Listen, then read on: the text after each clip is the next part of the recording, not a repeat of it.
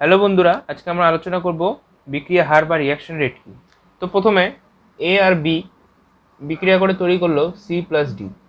তো একে আমরা বলবো বিক্রিয়া পদার্থ এবং একে বলবো বিক্রিয়াজাত পদার্থ। তো বিক্রিয়ক পদার্থ, আর এটা বিক্রিয়াজাত পদার্থ, অর্থাৎ বিক্রিয়া থেকে উৎপন্ন হয়েছে।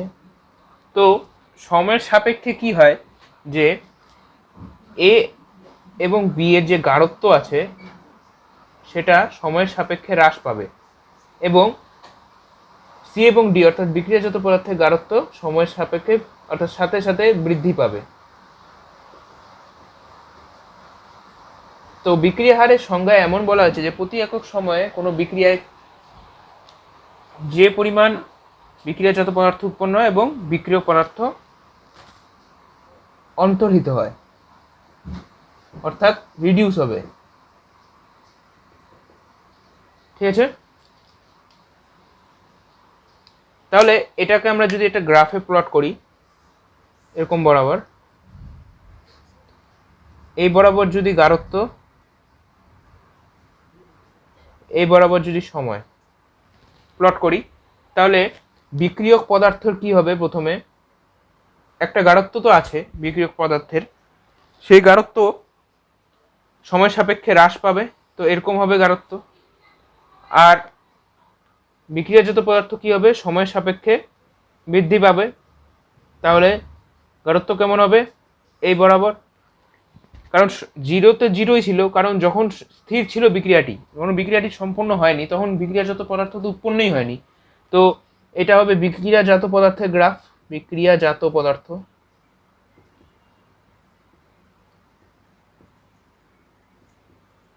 ঠিক আছে, আর এটা হবে বিক্রিয়ক পদার্থের গ্রাফ। ঠিক আছে, তো এতদূর বোঝা গেল। এখন তাহলে আমরা আরেকটা সংজ্ঞা বলতে পারি যে একক সময়ে কোনো রাসায়নিক বিক্রিয়ার কোনো বিক্রিয়ক পদার্থের গাঢ়ত্বের হ্রাসের পরিমাণ অথবা কোনো বিক্রিয়াজাত পদার্থের গাঢ়ত্বের বৃদ্ধির পরিমাণকে আমরা উক্ত বিক্রিয়া হার বলবো। যে পরিমাণ বিক্রিয়ার গাঢ়ত্ব হ্রাস পাবে বিক্রিয়ক পদার্থের, আর যে পরিমাণ বিক্রিয়াজাত পদার্থের গাঢ়ত্ব বৃদ্ধি পাবে তার পরিমাণকে আমরা বলবো রেট, রিয়াকশন রেট। ঠিক আছে, তাহলে এটা যদি আমরা একটা ব্যাখ্যা দিই এরকম হবে যে, তাহলে এটা মুছে দিই বন্ধুরা। আরেকটা জিনিস দেখো আমরা কিভাবে এর ব্যাখ্যাটা দিতে পারি।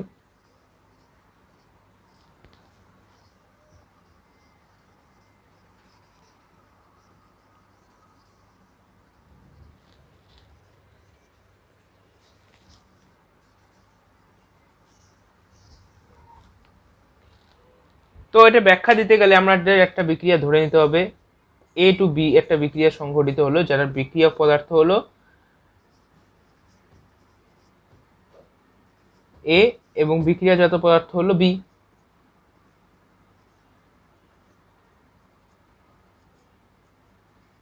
ঠিক আছে, এখন এ থেকে বিতে গেল। তো বিক্রিয়া শুরু যখন হলো, এটা মনে রাখবে, বিক্রিয়া শুরু যখন হলো, আমি কিন্তু বলছি না যে বিক্রিয়া স্থির আছে, বিক্রিয়া যখন শুরু হলো তখন সময় ধরলাম প্রথমে T1। ঠিক আছে, তারপরে এর ক্ষেত্রে গাঢ়ত্ব ধরলাম প্রথমে A1 যখন সময় T1 ছিল, আর বি এর ক্ষেত্রে গাঢ়ত্ব ধরলাম B1 যখন T1 সময়ে। গাঢ়ত্বকে থার্ড ব্র্যাকেটে লেখা যায়, লিখতে হয় আর কি। ঠিক আছে, এরপর T2 সময়ে, T2 সময়ে এর গাঢ়ত্ব ধরলাম A2 এবং বি এর গাঢ়ত্ব ধরলাম B2। ঠিক আছে, এখানে মোলার গাঢ়ত্ব হিসাবে নেওয়া হয়েছে। এখন এই T2 যদি গ্রেটার দেন T1 হয়, অর্থাৎ T2 এর মান যদি T1 এর থেকে বেশি হয়, তাহলে T2 মাইনাস T1 কে আমরা, যে সময় পার্থক্যকে আমরা ডেল টি ধরলাম। কি ধরলাম? Del T. ঠিক আছে, তো ডেল টি ধরলাম। এখন একটা জিনিস মনে রাখতে হবে যে সময় ব্যবধানে এর গাঢ়ত্বের পরিবর্তন হবে, তাহলে সময়ের যে ব্যবধান হলো, অর্থাৎ সময়ের যে বৃদ্ধি হলো বা হ্রাস হলো, তার ফলে যে এর গাঢ়ত্বের পরিবর্তন কি হবে, এর গাঢ়ত্বের পরিবর্তন হবে কি, যেহেতু A2 আর A1 ধরেছি, তাহলে এটাই হবে গাঢ়ত্বের পরিবর্তন।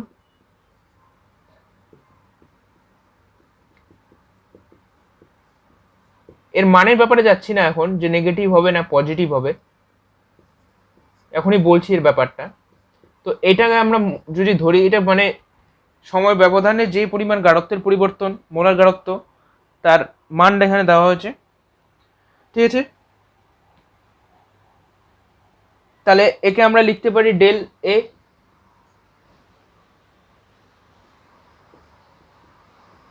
লিখতে পারি কি না, ডেল টি সময়ে ডেল এ, মানে ডেল টি সময় ব্যবধানে ডেল এ হলো গাঢ়ত্বের পরিবর্তন।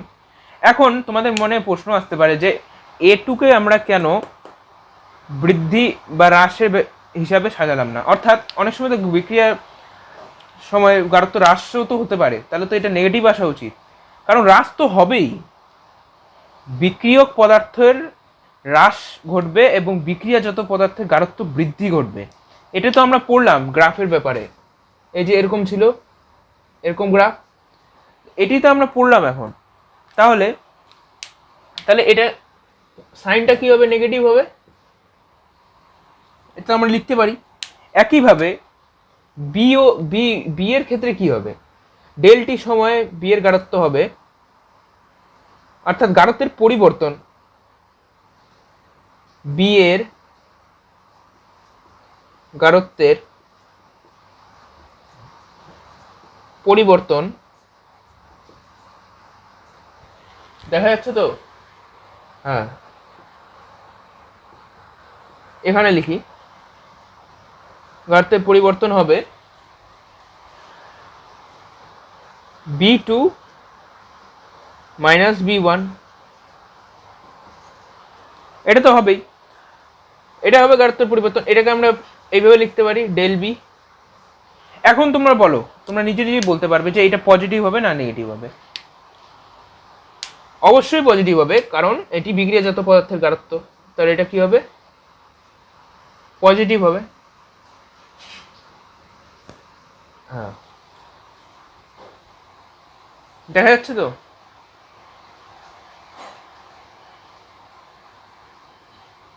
ঠিক আছে, পজিটিভ হবে।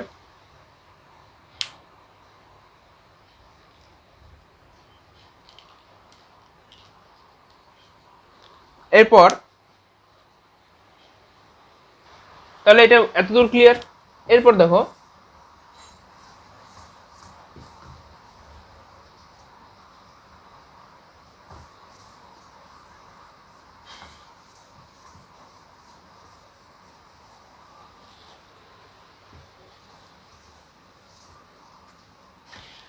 এখন যদি আমরা বলি যে যে বিক্রিয়াটা ছিল A2B, তাহলে সেখানে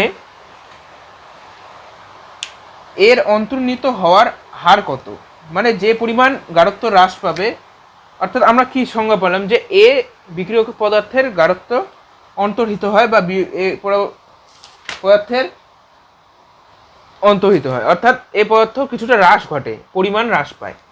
তো এটার কিভাবে বার করব, তো এটার ফর্মুলা হলো যে এর অন্তর্নিহিত হওয়ার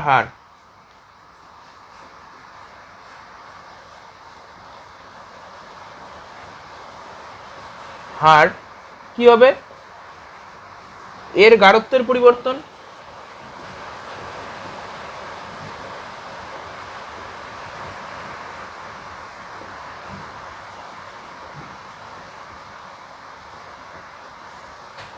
বাই যে পরিবর্তন হলো, এই ফর্মুলাটা কিন্তু লাগবে,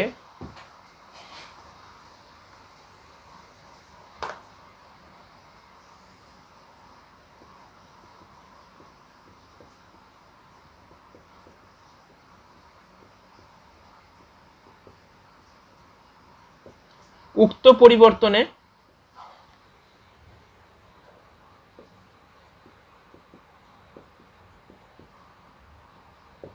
জন্য প্রয়োজনীয় সময়, অর্থাৎ সময়ের ব্যবধানকে বলবো।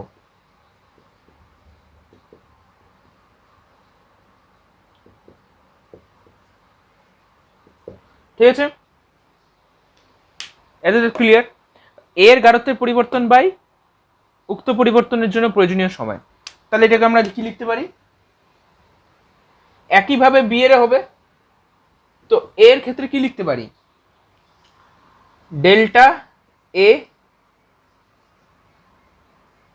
বাই ডেল্টা টি হয়ে গেল। এটা কি ঠিক আছে?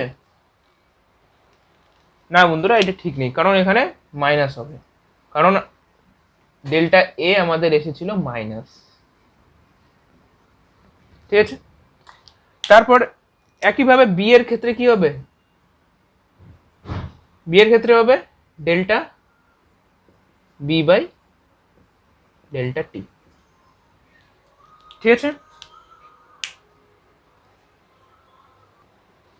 এতটুকু ক্লিয়ার? তাহলে এই বিক্রিয়ার হার তাহলে কি হবে? তাহলে বিক্রিয়ার হারের সংজ্ঞা অনুযায়ী কি জানি? তাহলে এখন আমরা বিক্রিয়ার হার কিভাবে নিয়ে আসতে পারবো? অন্তর্নিহিত হওয়ার হার থেকে কিভাবে বিক্রিয়ার হার? কারণ বিক্রিয়ার হারের সংজ্ঞা কি পাই আমরা? সংজ্ঞা থেকে যে পরিমাণ বিক্রিয়ক পদার্থ অন্তর্নিহিত হবে এবং বিক্রিয়াজাত পদার্থ বৃদ্ধি পাবে। তাহলে আমরা লিখতে পারি না এরকম ভাবে? এটা মুছে দিয়ে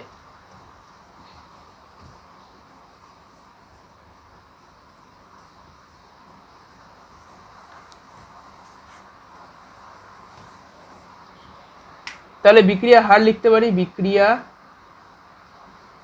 হার ইকুয়াল টু কি হবে? বিক্রিয়া হার ইকুয়াল টু হবে এর অন্তর্নিহিত হওয়ার হার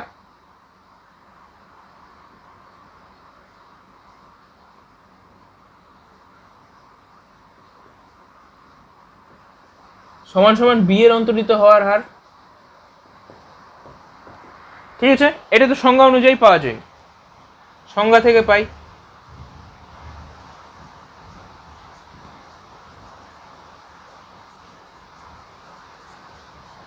ঠিক আছে, তাহলে আমরা লিখতে পারি কি? তো এখান থেকে আমরা লিখতে পারি আমরা যে equal to delta minus delta A by delta T equal to হবে ডেল্টা বি বাই, অর্থাৎ এর গাঢ়ত্বের পরিবর্তন বাই ডেল্টা টি, সময়ের ব্যবধান। That's clear? এইভাবে আসলো। এখন তোমরাই বলতে পারবে যে আরেকটা আমরা যদি বিক্রিয়া লিখি, এখন আমরা একটা বিক্রিয়া লিখি যে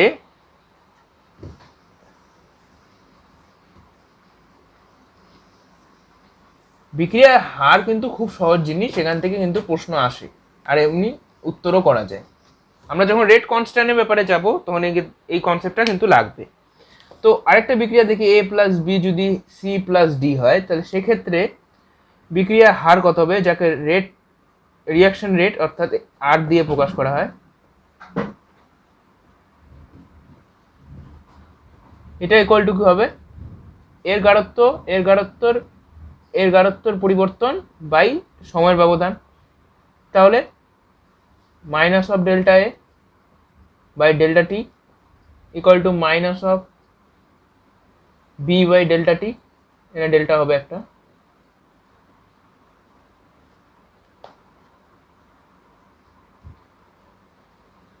equal to delta C by delta T equal to delta D by delta T. A থেকে বি, এ আর বি মিলে সি আর ডি হলো, এদের দুজনের বিক্রিয়ক পদার্থ, এরা বিক্রিয়াজাত পদার্থ, এদের হ্রাস এদের বৃদ্ধি, এর ফলে এই দুজন মাইনাস হবে আর এরা দুজন বৃদ্ধি হবে। তাই তো হয়ে গেল। এখন আমরা একটা সিম্পল একটা কেমিক্যাল রিয়াকশন নিই। সিম্পল, এই এতটুকু কনসেপ্ট ক্লিয়ার থাকলে আর কোনো এক্সট্রা জিনিস লাগবে না। তো এখন আমরা একটা সিম্পল জিনিস দেখব। তো এতদূর ক্লিয়ার? এখন আমরা এটা মুছে দিচ্ছি।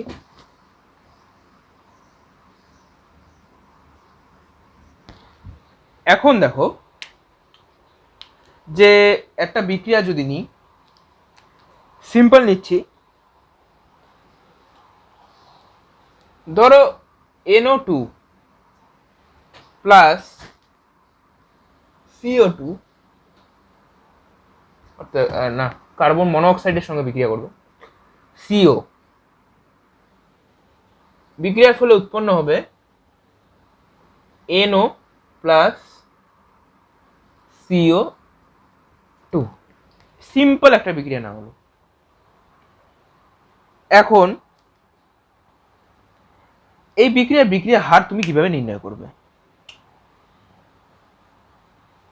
এখানে দেখো, এখানে বিক্রিয়ক আর বিক্রিয়াজাত পদার্থ প্রথমে লিখে ফেলা। এটা CO, বিক্রিয়ক আর বিক্রিয়াজাত পদার্থ লিখে ফেলো। তো এই দুটো কি বিক্রিয়ক আর এটা বিক্রিয়াজাত।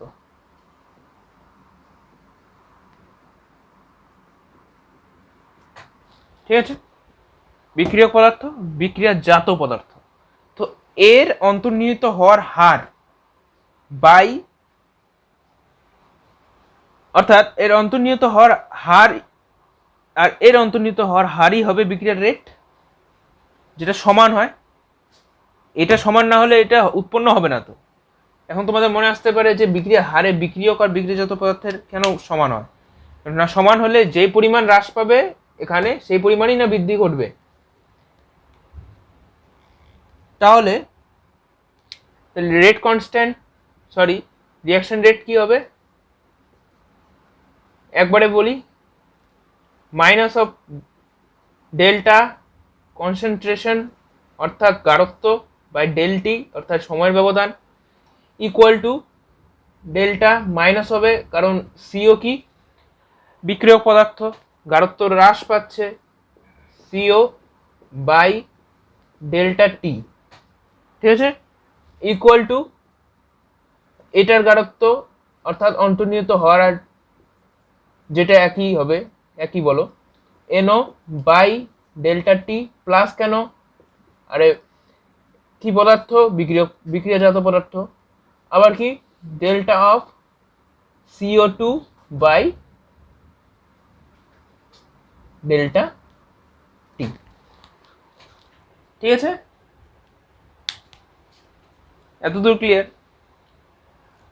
তো বন্ধুরা, এইভাবেই কোশ্চেন পরীক্ষায় দেওয়া থাকে। তো এতদূর এই ভিডিওতে আলোচনা করলাম। এই বিক্রিয়া হারে আরেকটা পার্ট আছে যেখানে এরকম আসতে পারে যে 3NO2 2CO এরকম আসতে পারে সহগযুক্ত। তো সহগযুক্ত ব্যাপারটা আমি পরে ভিডিওতে ডিসকাস করব, ছোট ছোট পার্ট করে ডিসকাস করলে মনে থাকবে। তো এই ভিডিওতে এতটুকুই। তো অবশ্যই ভিডিওটি লাইক করে শেয়ার করে দেবে এবং অন্য কিছু যদি জানার থাকে আমাদের কমেন্ট বক্সে কমেন্ট করবে। আজকের জন্য এতটুকুই, ধন্যবাদ।